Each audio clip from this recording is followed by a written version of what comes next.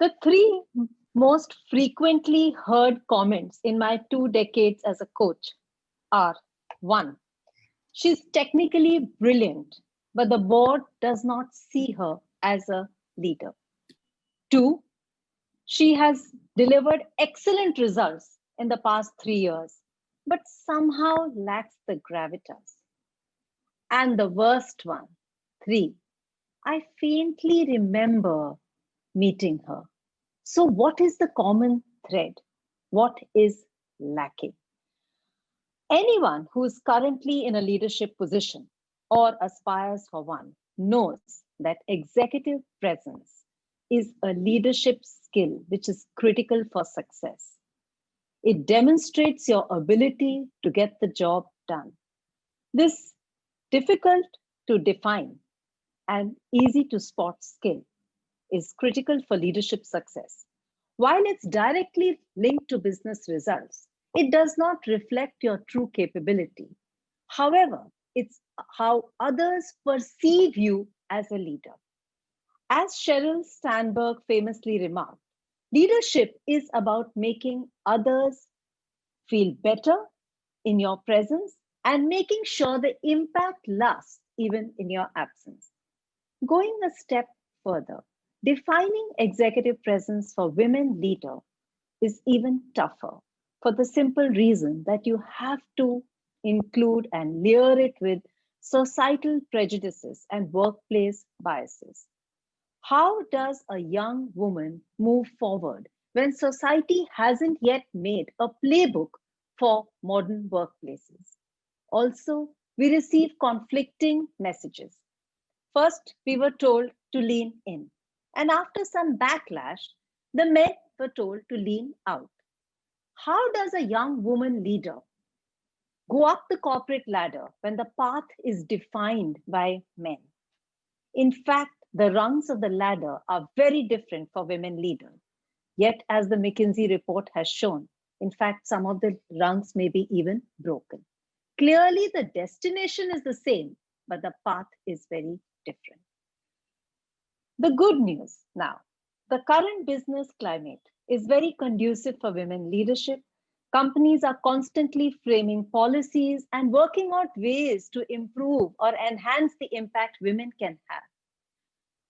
I embarked on a 3 year journey to demystify executive presence, and I'm happy to share with you the POISE formula for leadership, where it is a combination, a blend of your physical, online, influencer, stage, and engagement presence.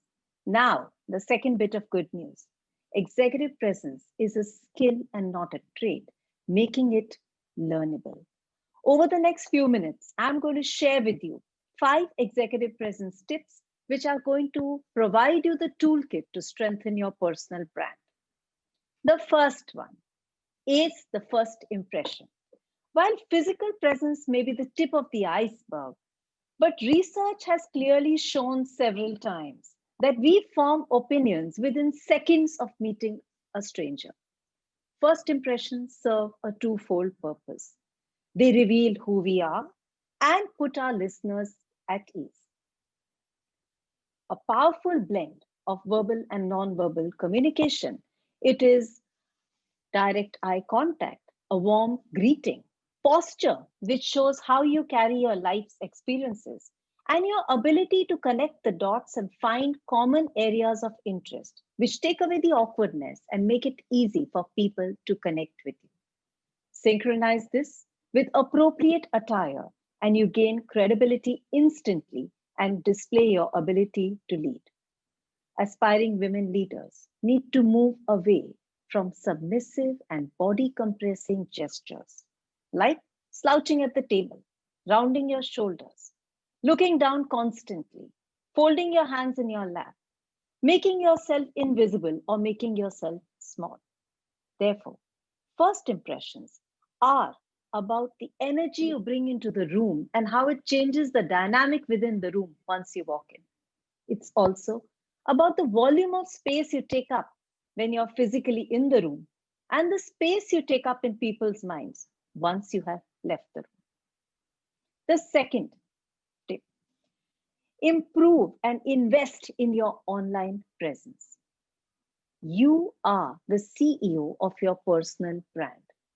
Like all products and services which are marketed across the world, brands need visibility and brands need promotion. Today, people e-meet you before they physically meet you. And based on what they see on the screen, they form opinions of you, which means they decide to do business with you, promote you, hire you, retain you, and interact with you. Leaders are aware of this internet revolution and the fact that it has led to a fishbowl existence where their role is constantly under scrutiny. So, it's also called thin slicing by psychologists, a phenomena where we base our opinion based on condensed sections of information that we receive. If you apply it to your online presence, it shows your personality and your capability. People log in, and based on what they see online, they form impressions of your life, your interests, even your religious and political views. So, curate your online presence. Don't leave it to chance. Put your name into Google and see what shows up. This is what the world is seeing about you. Showcase your talents, highlight your achievements and your professional engagements. The third tip, inspire trust. For leaders to inspire trust, it is very important that they lead meaningful conversations and discussions, which is actually a combination of listening, speaking, while you stay connected to your stated values. It's important to inspire trust. You have to project confidence and authority. Even listening inspires trust. The biggest barrier for aspiring women leaders when it comes to projecting authority and confidence. One, the imposter syndrome. Your perceived inability to believe that you deserve your success. This is a very big barrier for female leadership because then we start believing that either we were plain lucky, we are a fraud, we don't deserve the success, or right place at the right time, which this self doubt honestly takes away from the confidence and it negatively impacts our careers.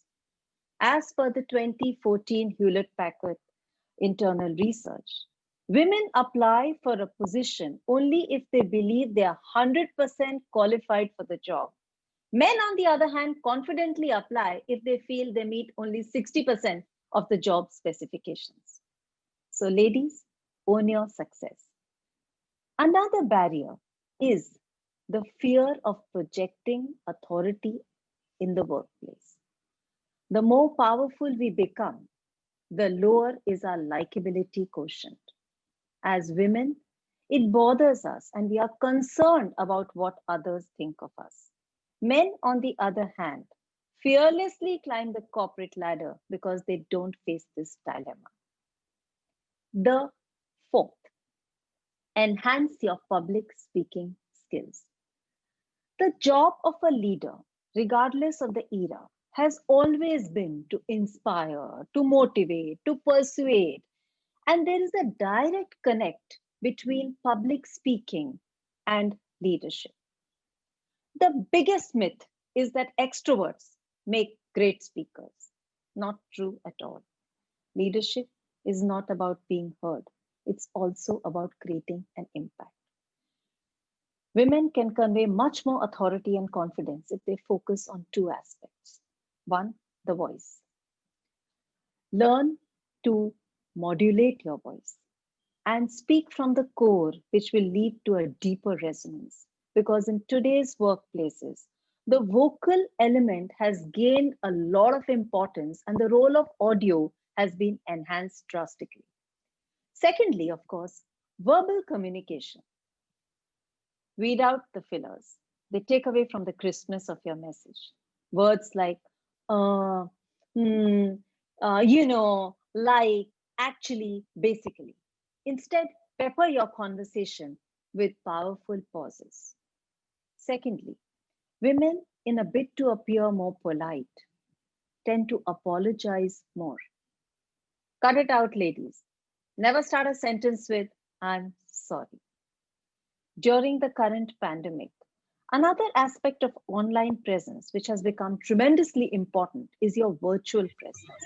Today, we all are communicating on a screen, and the world has become a level playing field. Now you can sit in any part of this world and do business, which also means that we need to align our visual, vocal, and verbal messaging.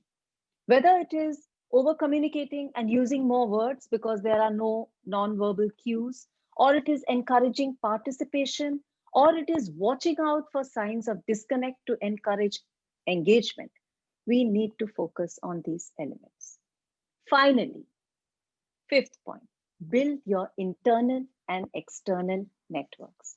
Every interaction matters. Whether you're grabbing a coffee or a quick chat at the water cooler, or a casual conversation during team drinks, or a much more formal, lengthy conversation at a networking event, every interaction offers you a wonderful opportunity to display your executive presence. Research has shown when senior women leaders have categorically stated that the number one criteria for promotion is your visibility, internal as well as external circles. The human brain is very unique. We are very intrigued by things which are engaging, inspiring. Which, so, what are the skills needed? Display curiosity and good listening skills.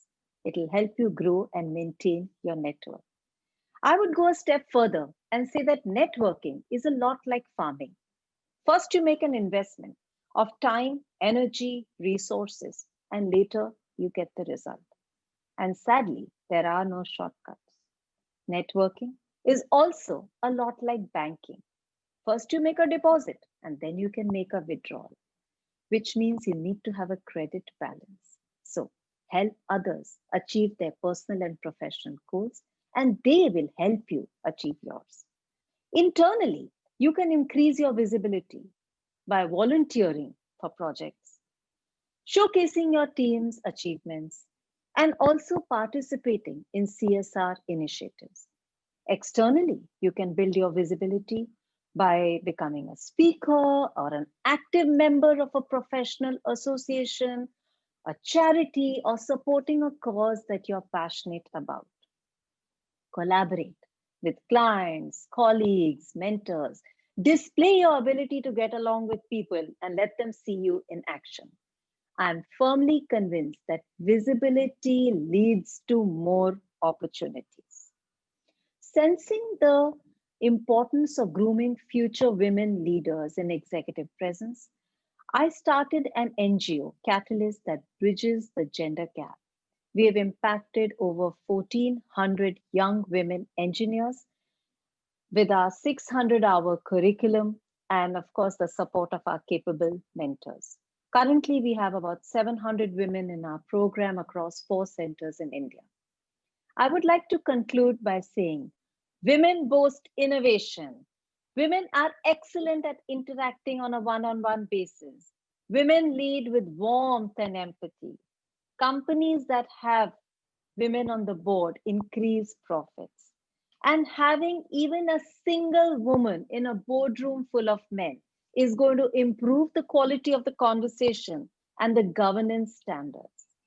We have to support each other, seize every opportunity to shine, and move the needle on executive presence.